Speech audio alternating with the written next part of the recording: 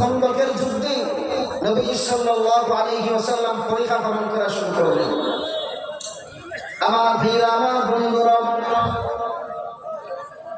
আল্লাহর নবী সাল্লাল্লাহু আলাইহি ওয়াসাল্লাম যে সময় পরীক্ষা খনন করা শুরু করলেন, খন্দকের জমিনে যে সময় আল্লাহ রাব্বুল আলামিনের নবী খন্দক গর্ত খনন করা শুরু করলেন, একজন সাহাবী বিশ্ব নবীকে এসে বলেন, ইয়া রাসূলুল্লাহ, ইয়া হাবিবাল্লাহ, ও নবীজি,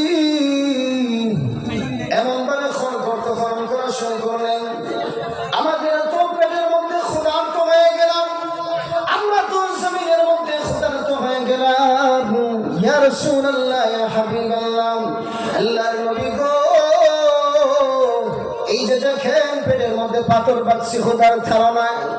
আমার ভাইরা, আমার বন্ধুরা, বিশ্ব নবীজি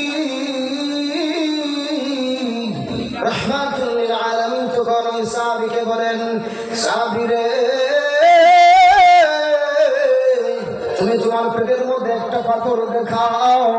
জাননি জাননি জাননি, আমি নবী আমার পেটের মধ্যে একটা নয় ক্ষুধার তাড়নায় 3টা পাথর বেঁধেছি।